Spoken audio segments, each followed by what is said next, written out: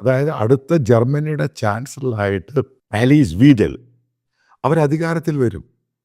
അതിനകത്ത് ഏറ്റവും വലിയ തമാശയായിട്ട് പറയുന്നത് ഈ ആലീസ് വീഡൽ എന്ന് പറയുമ്പോൾ അവർക്ക് ഈ അടുത്ത സമയത്ത് അതിഭയങ്കരമായ പോപ്പുലാരിറ്റിയും പ്രസക്തിയും കയറി.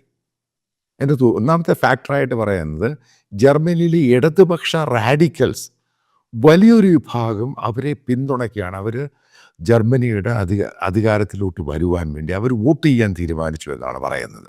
അവർക്ക് വലിയൊരു ഗ്രൂപ്പുണ്ട് ജർമ്മൻ റാഡിക്കൽസ് എന്ന് പറയുന്നത്. അതായത് ലെഫ്റ്റ് ലിബറൽ റാഡിക്കൽസ് അവർ പോലും ആലീസ് വീഡൽ എന്ന് പറഞ്ഞവർക്ക് വോട്ട് ചെയ്യാൻ തയ്യാറാകുന്നു. ഇനി മറ്റൊരു സംഭവം, വലിയൊരു വിഭാഗം ചെറുപ്പക്കാർ ആദ്യമായിട്ട് വോട്ട് ചെയ്യുന്നവരും ഇവർ പൊതുവെ ജർമ്മൻകാരങ്ങനെ വോട്ടിങ്ങിന് പോകുന്ന കക്ഷികളൊന്നുമില്ല.